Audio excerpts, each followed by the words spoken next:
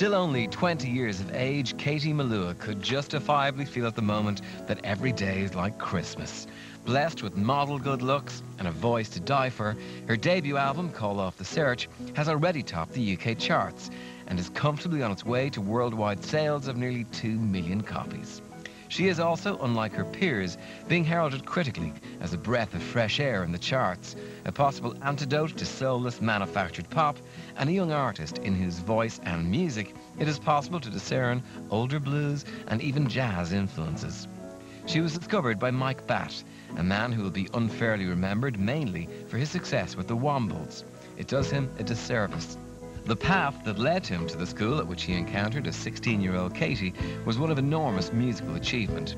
For Katie, it was a path that led her through Belfast, from a starting point in a small seaside town in Georgia, then a part of the former Soviet Union.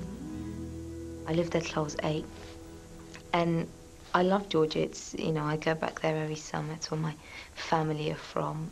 I think it would seem hard from sort of a point of perspective if you live here. But, you know, sometimes things like the electricity and the hot water would go out. And, you know, obviously that was hard, but you got used to it. And instead of sort of watching telly all day long and playing computer games, we'd sort of be outside playing and, you know, with the trees, I guess. So it was a very sort of lively childhood. And, it's, you know, in Georgia there's a very sort of a big focus on family, you know. So, you know, it was there were things that were hard, and you are always aware that there's a better place where you could be, like, you know, the Western countries like United Kingdom and America. So it was a huge achievement when my dad got the job over in Belfast. It was very different from life in Georgia, but because we knew of what life sort of was like in the Western world, through Hollywood, really, through the films that we got over there, we kind of knew what to expect. But yeah, there was definitely different things, and I think I was lucky in that I moved at 8, and so that's quite a good age to move and to sort of adapt and you know, become friends with people. And I found the people in Belfast so warm and really kind, so it wasn't too bad. My first experience of Western music were things like Queen, who I was such a huge fan of. My uncles would constantly play them, and I absolutely, you know, they've stayed with me throughout my life. I started singing when I was 8, but it was always a hobby, you know. It was a hobby up until about 4 years ago, when I, you know, for the first time heard music that was really, you know, just so inspiring and really, you know, touched me, you know, at the heart. And that was people like Eva Cassidy and Bob Dylan, Joni Mitchell, Ella Fitzgerald, Billie Holiday, the Beatles. And it was kind of like discovering, God, this is what music's really meant to be like. So that was what inspired me to take music up as a professional career. I won't spend my life waiting for an angel to descend, searching for a rainbow with an end. Now that I've found you, I'll call off the search,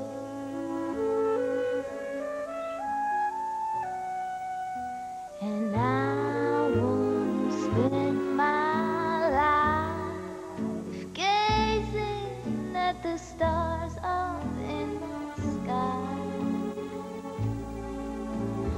wondering if love will pass me by.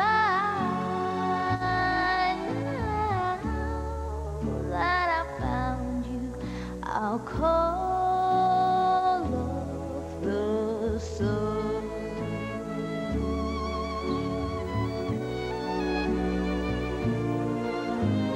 Out on my own, I would never have known this world that I see today.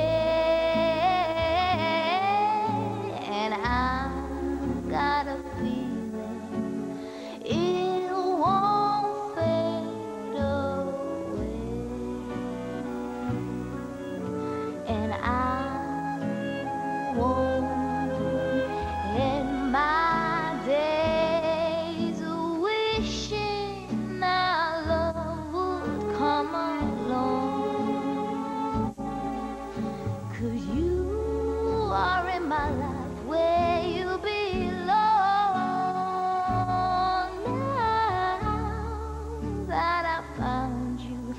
I'll call off the search.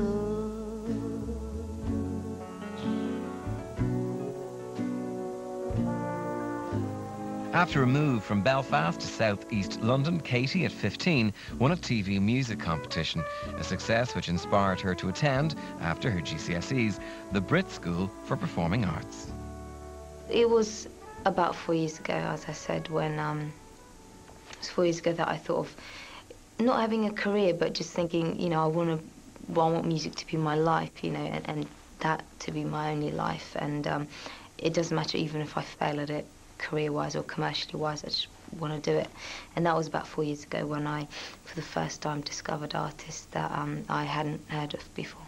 You know, what also made me want a career in music was I got a small studio at home. I bought a computer and hooked up Cubase to it, and a keyboard and a mic and a preamp, and I'd sort of record stuff. And it was actually wanting to find out a bit more about music technology and, you know, discovering the sort of producing side of music that I wanted to go to the Brit School, because the course that they provided was a very sort of detailed music course, which involved, as well as music performing and picking your own instrument, for me, which was the vocals, involved music history and theory, and the technology part, which is you basically learned how to be an engineer. Eventually, the late Eva Cassidy would prove to be a huge influence on Katie's direction. But in her early musical compositions, she wrote more on the styles she simply heard every day. It's actually very different from the sort of style that you're hearing now. It was more kind of, I don't know, it was sort of more, not poppy, but a bit more, you know, pop and R&B and that kind of thing. And it never really felt right, you know. And it, as I said before, it wasn't until I heard certain artists that they really inspired me to almost go into a certain direction. It wasn't until I picked up the guitar and started writing on that I suddenly realised, you know, actually acoustic and folky and bluesy music is really where what I was and where my heart lied. It was at this point that the composer and producer Mike Batt paid a visit to the school, looking for musicians to form a jazz band. When he heard Katie sing, however, he had an even better idea. Mike Batt came to my college and heard a song I'd written about Eva Cassidy, and seemed to like the way I sang it, and you know, said if I wanted to maybe work together or something like that. And you know, obviously that was very much the early days, and we got together about a week later or two, and he played me some of his songs, which I absolutely loved.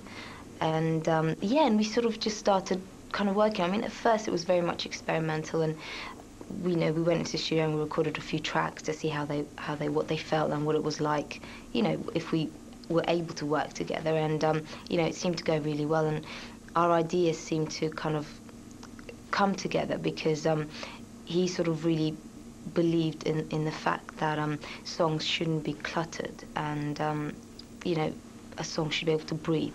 And I really sort of agreed with that, and I knew if he thought that, then he'd be sort of on the same leaf as me. So yeah, he was a great collaborator, and you know, we're still working, and he's now managing me, so it's going pretty well. Let's go and throw all the songs we know into the sea, you and me, all these years and no one heard. I'll show you in spring, it's a treacherous thing we missed. You hissed the love cats, we missed you, hissed the love cats. We moved like cagey tigers, oh we couldn't get closer than this.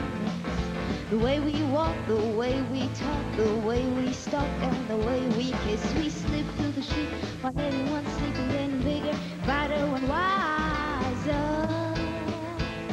Let's go and throw all the songs we know into the sea, you and me, all these years and no one heard. I'll show you in spring, it's a treacherous thing we miss. You hiss the love cat, we miss you, hiss the love cat. You're so wonderfully, wonderfully, wonderfully, wonderfully pretty. You know that I'd do anything for you. We should have each other for dinner, we should have each other with cream. Then curl up by the fire, get up for a while. It's the grooviest thing, it's a perfect dream. Into the sea, all these years and no one heard. I'll show you in spring's treacherous thing. We miss you, here's the love cat. Love cat.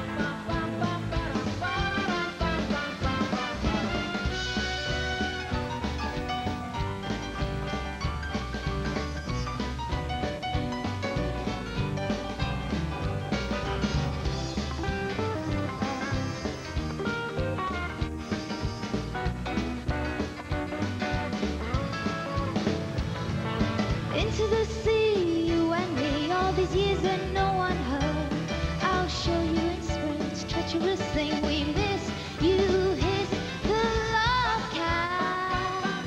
We missed you, here's the love cat. We moved like cagey tigers, oh we couldn't get closer than that.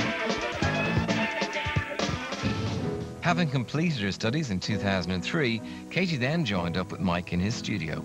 His wealth of experience and proven songwriting ability was the perfect foil for Katie's fresh approach and exceptional voice.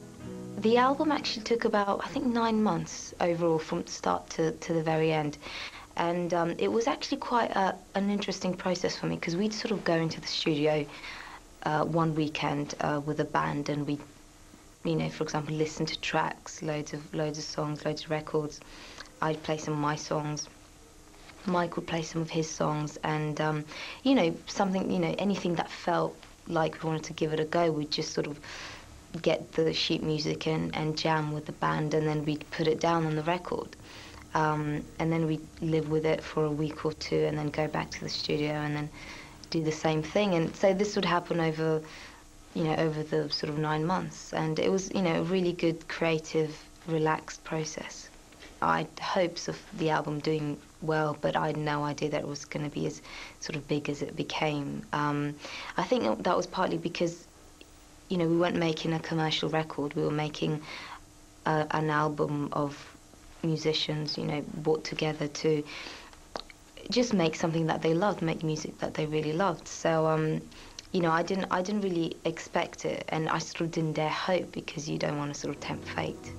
Katie's real break on radio came about when Waterford's favourite son, Radio 2's Terry Wogan, started to champion her as he had once a certain Eva Cassidy. Terry's great, and also his producer Paul Walters. They've been just so amazing, and you know, I'm so thankful to them, because at the beginning we found it very hard to get radio play or TV or the media to take notice, because we were on an independent label. And you know, luckily Terry and Paul Walters, they, you know, they really kind of helped us to get started. You know, the workload isn't that bad, I guess. I think the thing is, you know, I don't really look at it as work. You know, playing music is like a hobby, and it still is a hobby. You know, after I finish sort of my day, I guess, at work, I go home and play even more, you know, get the guitar and write a song. I guess the sort of, you know, the other side of the job, I guess, you know, the photo shoots and the interviews and, you know, going to places and traveling, that's the work side of it. So that is the part that, you know, kind of sometimes becomes a bit, you think it's irrelevant, but of course it's all relevant because it helps you get your music out there. There are those who believe that Katie's greatest achievement to date is the fact that in reaching #1, she managed to displace Dido, an event some thought would never happen. You know, I don't really look at it as, you know, knocking people off charts. It's just, I'm just glad that people are listening to the music, and it's, you know, it's great to reach the #1 or you know, to sell however many records, but you do have to sort of think about the individual that's listening to the record, and that's the best feeling. How can nothing come standing strong, yet feel the air beneath my feet? How can happiness feel so wrong? How can misery feel so sweet? How can you let me watch you sleep, then break my dreams the way you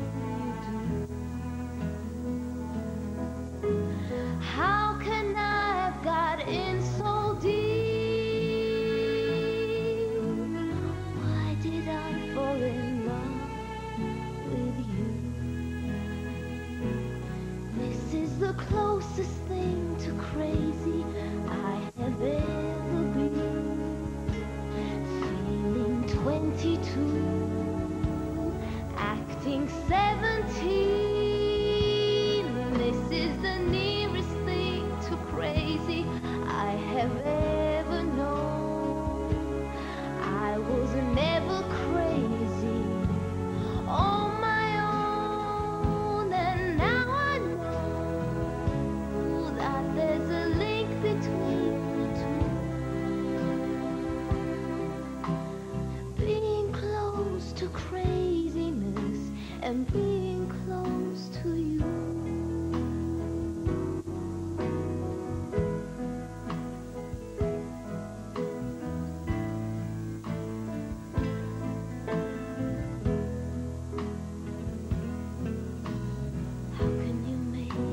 Fall apart, then break my fall with loving lies. It's so easy to break a heart. It's so easy to close your eyes. How can you treat me like a child? Much has been made of Katie's success by the music critics. Some see it and the emergence of artists like Norah Jones as a possible and overdue return to popularity for blues and jazz-based music. I think I don't think it's jazz and blues, to be honest. I think it's more to do with, you know, the focus being on the song, on the melodies and the lyrics. You know, those old-fashioned values in music, and I think that is something that jazz and blues have in common, but it doesn't necessarily have to be jazz and blues, because I don't think what I do is, you know, it has influences of jazz and blues music, but it's not just that. But I think the reason for for that coming about at the moment is probably because recently there's been quite a big highlight on a lot of manufactured music, particularly with you know, reality music TV shows, and I think that has given people something to sort of not turn against, but to want an alternative in the mainstream charts, because there's always been jazz and blues music around. It's just come back to the mainstream, which is great. The second album, we've started writing for it, but we haven't started recording yet, and we will soon. I don't like to plan too much, you know, what I'm going to do before I get into the studio. I like to sort of get in and then see what happens there. It's a nice sort of organic process if you know, let that happen. You know, I've thought about it, and I just think, you know, I want to go there and make the next record, which is, I think I've moved on a lot from the first one, because it was done, you know, we finished it nearly over a year ago now. So I think I've improved as a songwriter and as a singer and as a performer generally. I think we all have, and you know, it's time to make that next step. At 20, the world is very much at Katie Melua's feet. Many of the artists that only 4 years ago she would have struggled to name check are now people who would love to work with her. There's so many people I love to work with. I mean, anyone from things like, you know, impossible things like Bob Dylan to people like new artists actually like Damien Rice or Jack Johnson, or there's actually a new singer from America called I think Judy, no, it's Julie Holland, and she's really cool. So yeah, there's loads of people I'd love to work with. I think for me personally, the biggest highlight was probably playing on the same stage that Eva Cassidy played on in America. That was in Washington, D.C., so that was a really special moment. The immediate future for Katie is indeed so bright she needs to wear shades. A second album, more songs, and of course gigs pretty much anywhere in the world she'd like to perform them. You know, I'm thinking of going to places like, you know, Asia and Australia, where we haven't actually been there and promoted the record yet. But in the sort of long-term future, I'd like to just make more music. You know, that's really my passion, and I think it will stay with me forever. So that's what I'd love to do. Every morning about 8:30, Mama wakes me, says don't be late. Get to the office trying to concentrate. My life is just a slow train crawling up a hill. So I stopped one day to figure it out. I'll quit my job without a shadow of a doubt. Sing the blues that I know about. My life is just a slow train crawling up a hill. Minute after minute, second after second, hour after hour goes by. Working for a rich girl, staying just a poor girl. Never stop to wonder why. So here I am in London town, a better scene I'm gonna be around. The kind of music that won't bring me down. My life is just a slow train crawling up a hill.